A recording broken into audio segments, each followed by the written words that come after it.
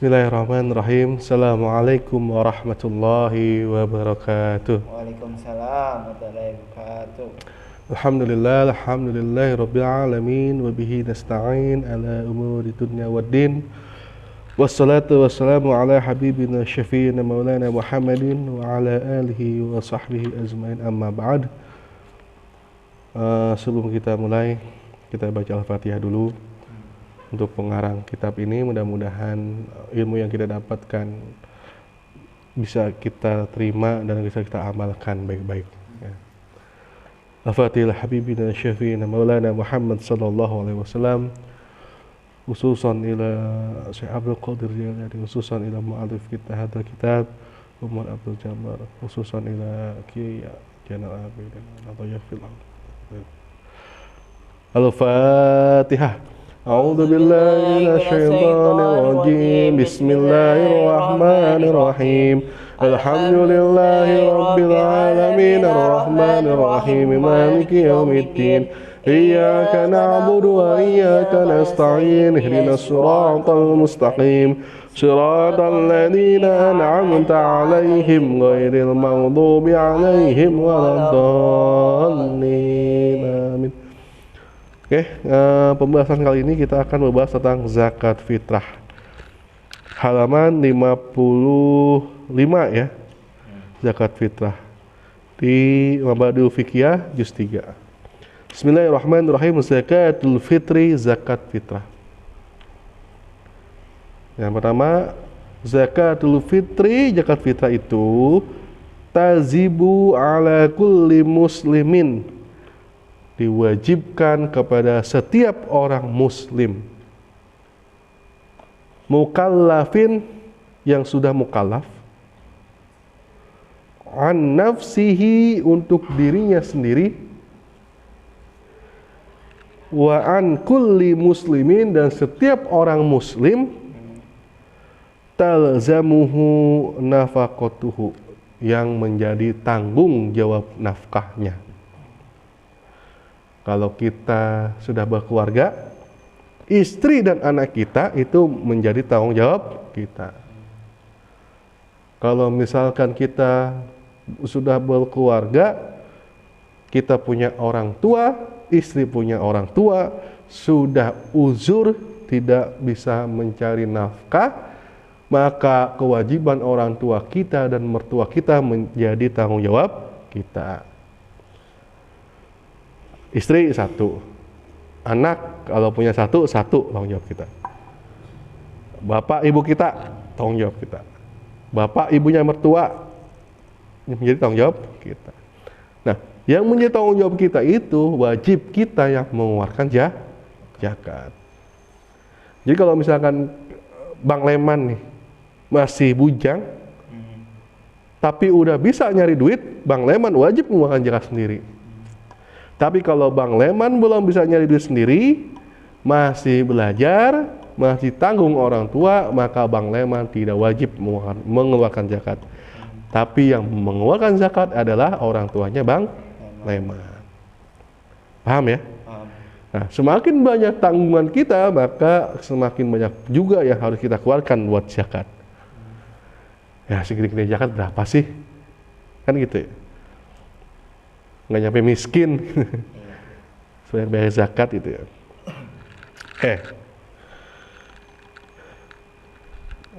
In kana ma'ahu fadlun an qutihi, jika bersamanya berlebihan dari makannya, wa quti iyalihi, dan makannya keluarganya, lailata idul fitri, malamnya idul fitri, wa yaumihi, dan harinya idul fitri. Jadi kalau misalnya kita udah bisa cukup nih makan nih buat malamnya idul fitri sama besoknya idul fitri, sudah cukup buat kita makan. Bahkan berlebih. Nah, berlebihnya inilah yang kita keluarkan untuk zakat. Ya, kalau Idul Fitri biasanya banyak itu yang berlebihan sebenarnya.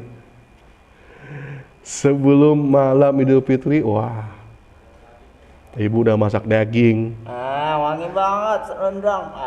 semur jengkol, Mantep deh. udah gitu kentang balado ya, Masya Allah. berlebihan sebenarnya. Iya. Masa udah bisa masak begitu-begitu tapi gak bisa ngeluarin zakat? Iya emang. Ya. Bener. Kalau udah bisa begitu mah udah pasti bisa mengeluarkan Zakat. zakat.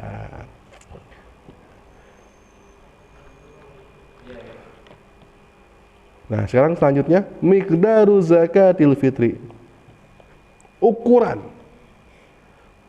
standar untuk mengeluarkan zakat itu berapa? Arba'atu amdadin bimudin Nabi sallallahu alaihi wasallam. Yaitu sekitar 4 mud. Bimudi Nabi Muhammad sallallahu alaihi wasallam, dengan mudnya pada zaman Nabi Muhammad sallallahu alaihi wasallam. Jadi zaman dulu takarannya mud. Ya. Kalau sekarang zaman kita kan di kita itu liter. Literan, kiloan, ya. Tapi kalau zaman Nabi itu mud pakainya. Ya. Nah, min ghalibi qutin ahlil balad, dari makanan pokoknya suatu negeri. Kalau kita Indonesia ini makanan pokoknya adalah nasi, maka kita harus makan zakatnya pakai nasi. Bukan nasi beras ya. Kalau nasi udah mateng. Kalau misalkan di daerahnya itu makanan pokoknya gandum, berarti kita harus mengeluarkan berupa gandum. Sekarang gini Bang, kalau misalkan berasnya atau gandumnya atau makanan pokok lainnya diganti dengan mengeluarkan zakatnya itu dengan uang, boleh apa tidak? Boleh. Kenapa boleh? Karena makanan pokoknya kurang dari lebih dari itu aturan itu. Kalau misalkan uangnya, ya kalau makanan pokoknya atau zakatnya itu untuk beras atau gandum itu digantikan uang, boleh. Iya. Kenapa boleh? Asalkan sesuai dengan nominal Zakatnya. keluaran zakatnya. Kalau misalkan zakatnya itu 2,5 liter, harga berasnya itu berapa harga 2,5 liter? Misalkan kalau misalkan kemarin kan 40.000 ya. 40.000 untuk beras 2,5 liter. Berarti itu yang harus dikeluarkan. Gitu. Zaman sekarang mah canggih ya, bukan zakat, wah tinggal ambil zakat, ya, transfer. Lalu bagaimana akadnya? Nah, ini berbeda-beda. Ada yang kalau kita ke masjid-masjid itu ya, ada yang pakai akad, ada yang tidak pakai akad. Ya, ada yang ngasih aja terus juga langsung terima, ada yang pas ngasih mengeluarkan zakat dan diwakilkan diterima oleh amil panitianya. Itu berbeda-beda. Dua-duanya gimana Pak? Sah dua-duanya. Ya, dua-duanya sah. Artinya dengan kita mengeluarkan zakat aja itu kita udah niat mengeluarkan zakat. Nah, ikrar mengucapkan itu untuk memperkuat niat kita. Gitu. Ya. Zakat fitrah. Nawaitu an ukhriza zakatal fitri an zakatal fitrah. Nawaitu an ukhriza zakatul fitri lin nafsi, untuk diri sendiri, au li zauzi, li zauzati, atau lil waladi, atau lil abi, lil ummi gitu ya. Nanti diterima sama amilnya. Sambil nanti doa zakatnya ada di situ. Oke, lanjut. Waktu wujubiha. Kapan nih waktu untuk mengeluarkan zakatnya? Tajibu bi ghurubi syamsi akhiri yaumin min Ramadhana. Tajibu diwajibkan bi ghurubi syamsi ketika terbenamnya matahari. Yaumin pada akhiri yaumin pada hari terakhir min Ramadhana pada bulan Ramadan. Berarti tanggal 29 Ramadan tuh. Ya. Ketika pemerintah sudah memutuskan besok Idul Fitri, nah malamnya kita mengeluarkan zakat. Wa yazuju ikhazuha, dan boleh mengeluarkannya min awal Ramadan, pada awal bulan Ramadan. Wa afdalu ikhrajuha, dan afdolnya mengeluarkan zakat itu ba'da sholatil fajri, setelah sholat subuh, wa qabla idin, dan qabla id, dan sebelum sholat id. Jadi habis sholat subuh dibagiin tuh zakatnya sebelum untuk melaksanakan sholat id. Wa yahrumu ta'khiruha, dan diharapkan untuk mengakhirkannya ila ba'da sholatil id, setelah sholat id. Kalau bisa, saya takut lupa nih mengeluarkan zakat, ya udah, mumpung ada duit awal-awal puasa nih ya, wah, ngeluarin dulu buat zakat. Kalau di kita mah udah biasa tuh ngeluarin zakat ya, pasti ada pengumumannya di masjid, di musola itu pasti ada pengumumannya. Iya. Rame itu ngeluarin zakat Rame ya. katanya mah. Makanya bukan lupa mengeluarkan zakat, bukan nggak bisa mengeluarkan zakat, tapi nggak ada kemauan untuk mengeluarkan zakat. Ya itu bahaya. Karena zakat fitrah itu adalah untuk menembus pahala-pahala kita yang kita kerjakan di bulan Ramadan. Fatal tuh. Ibaratnya kita udah kerja capek-capek gitu ya, ngumpulin pasir. Udah selesai pasir terkumpul, nggak bisa dibawa tuh pasirnya. Didemin aja situ. Ya nggak bisa kita bawa, buat apa ngumpulin pasir? Nah, zakat fitrah itu untuk menembus semua pahala-pahala kita, puasa kita, tadarus kita, amal baik kita di bulan Ramadan, kita tebus dengan zakat fitrah. Artinya kembali ke suci lagi. Itu zakat fitrah ya. Makanya banyak orang yang sekalian nih zakat fitrah, ngeluarin zakat mal, zakat ini, atau sekalian nih buat sekalian ngeluarin sodakohnya gitu ya. Nah kalau orang kaya ya, duitnya miliaran gitu ya, gajinya ya gaji ratusan juta gitu ya, ngeluarin zakat cuman ya 50.000, 100.000, itu uang jajan anaknya aja lebih gede daripada itu. Sisanya sodakoh, dilihatin sama dia saudara. Pak Ustadz, ini saya zakatnya, saya, istri saya, anak saya, ini zakatnya. Cuma selembar. Ini sodakohnya Pak Ustadz.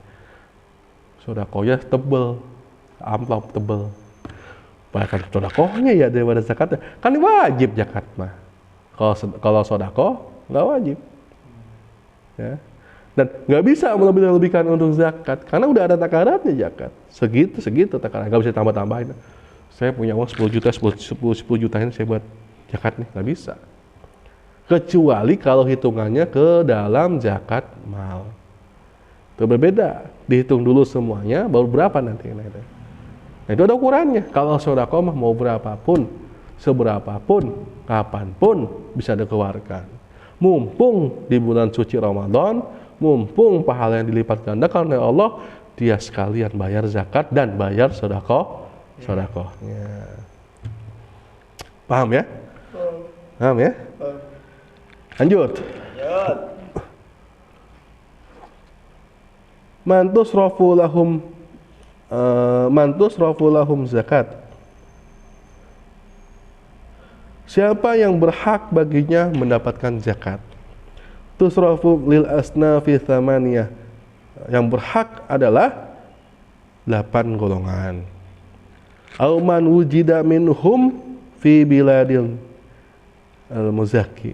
Atau siapa yang didapatkan salah satu dari 8 golongan itu di negeri yang mengeluarkan zakat. Bahwa yaitu satu, al-fuqara'u fakir. Yang kedua, wal masakinu miskin. Nah ini nih, apa perbedaan fakir dan miskin? Apa perbedaan fakir dan miskin? Kalau fakir, kalau miskin masih punya rumah, terus masih punya barang-barang lain. Eh, Terus kalau fakir tidak punya tempat, tidak punya apa-apa, terus mau makan aja susah. Salah. jadi gini, Hah? perbedaan fakir dan miskin. Fakir itu sudah nggak bisa menghidupi kebutuhan sehari-hari dan tidak mempunyai pekerjaan. Udah nggak punya apa-apa, terus nggak punya pekerjaan, nggak ada yang bisa menghasilkan buat dia. Kalau miskin dia nggak bisa apa-apa, tapi masih punya pekerjaan. Tapi pekerjaan itu tidak bisa mencukupi dia. Pekerjaan itu tidak bisa mencukupi keluarganya. Itu masih kita sebut sebagai miskin. Jadi yang parah itu sebenarnya fakir. Sudah tidak punya uang, tidak bisa makan, tidak bisa memenuhi kebutuhannya, dan tidak punya pekerjaan tetap. Tapi kalau miskin punya pekerjaannya, tapi tidak bisa mencukupi kebutuhannya. Itu perbedaannya. Oke, lanjut. Yang ketiga, al-amiluna 'ala zakat, panitia zakat. Orang yang mengumpulkan zakat, membagikan zakat, ya itu kita kasih berhak dah. Karena dia semua yang ngatur. Upahnya kita gaji di situ. Ya. Wal mu'allafatu qulubuhum, dan orang yang telah membuka hatinya. Mu'allaf mau dia kaya apapun, kalau dia mu'allaf wajib kita kasih. Sebagai apa? Sebagai contoh indahnya agama Islam, saling berbaginya agama Islam. Jadi kita kasih contoh yang baik ketika dia baru masuk Islam, meskipun dia orang kaya, meskipun dia sebenarnya sudah bisa mengeluarkan zakat, gitu ya. Wal mukatabun, dan budak mukatab. Nah, budak mukatab itu apa? Budak yang udah ada perjanjian kalau bisa menebus dianya dengan berupa barang atau uang. Artinya gini, Bang Leman kamu budak misalkan, Bang Leman kamu budak, tapi kalau kamu bisa bayar sekian juta, kamu bebas. Kalau kamu bisa bayar 10 juta sama saya, kamu bebas. Nah, ada omongan itu yang ada kemungkinan dia untuk bebas. Atau mungkin dibebaskan sama orang lain, tapi dia udah tahu nominalnya berapa. Wah, kalau saya tebus 2 juta nih, saya bisa bebas nih. Ternyata ada orang yang dengar dan bebasin dia, gitu ya. Nah, selama menunggu itu tuh kita wajib ngasih dia sebagai salah satu yang berhak menerima zakat. Wal gharimun, dan orang yang berhutang. Sebenarnya sekarang ya, zaman sekarang tuh banyak orang kaya yang hutang. Sebenarnya ya, dia nih terlihat kaya, uangnya punya misalkan 20 M, tapi hutang dia 50 M. Oh, banyak. Hutang dia 50 M, dia punya dia 20 M. Apakah itu termasuk salah satu orang yang wajib menerima zakat? Tidaklah. Nah, yang perlu digarisbawahi di sini adalah orang yang punya hutang tapi dia tidak bisa membayar hutangnya. Ya, kalau tadi kisahnya dia punya 20 M, dia punya hutang 50 M, tapi dia bisa nyicil hutangnya itu. Nah, yang harus menerima zakat itu adalah orang yang tidak bisa membayar hutangnya meskipun membayarnya dengan secara menyicil. Gitu. Ya, itu yang harus menerima zakat. Kalau dia bisa nyicil ya cicil, dan dia nggak berhak menerima zakat, gitu ya. Oke, lanjut. Wal mujahiduna fi sabilillah, orang yang berjihad di jalan Allah. Nah, ini banyak versi nih. Kalau sekarang nggak ada orang jihad di jalan Allah. Di negeri kita khususnya nggak ada. Nah, ada yang persepsi seperti ini, orang yang menurut ilmu apakah termasuk dalam jihad fisabilillah? Nah, sebagian pendapat ulama mengatakan bahwa berjihad di jalan Allah salah satunya adalah penuntut ilmu. Ada beberapa hadis yang menyebutkan man talabal ilma bil bil bil ilham man talabal ilma fahuwa fi sabilillah ilah hatta yarji'a. Itu kalau nggak salah hadisnya seperti itu ya. Kalau nggak salah hadisnya. Barang siapa yang menuntut ilmu, dia itu ada di jalan Allah sampai nanti dia pulang. Bang Leman dari sini ngaji nih. Tiba-tiba tengah jalan kesandung. Pas kesandung jatuh. Kebetulan jatuhnya palanya kena batu tuh, jebret gitu. ini Meninggal. Asia Meninggal. yang meninggal. Nah, itu masih dalam keadaan syahid. Kenapa? Karena ketika pulang dalam pengajian, dia belum nyampe rumahnya, masih dalam perjalanan pulang. Masih dalam perjalanan pulang. Nah, itulah indahnya orang penuntut ilmu. Ya. Malaikat itu berselawat kepada orang menuntut ilmu. Kita ini selama perjalanan menuju tempat pengajian, di tempat pengajian, pulang dari tempat pengajian, itu kita itu dihitung jihad fisabilillah. Luar biasa itu. Ya. Nah, makanya beruntunglah orang-orang yang masih menyempatkan dirinya untuk mengaji. Beruntunglah orang-orang yang masih ingat tentang majlis taklim, pengajian, ya, tahlilan, ya, munakosah, diskusi gitu ya. Itu luar biasa. Apalagi kalau tiap hari gitu ya, waduh luar biasa itu.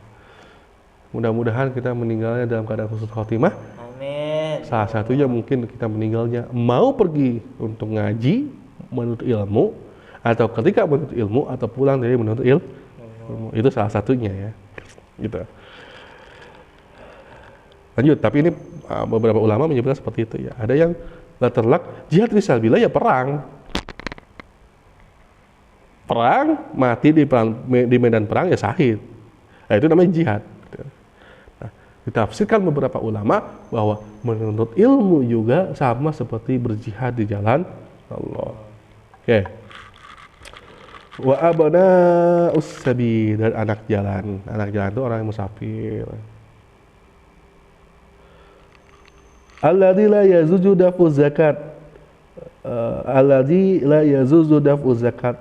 Orang-orang yang tidak boleh mengeluarkan zakat. Dulu.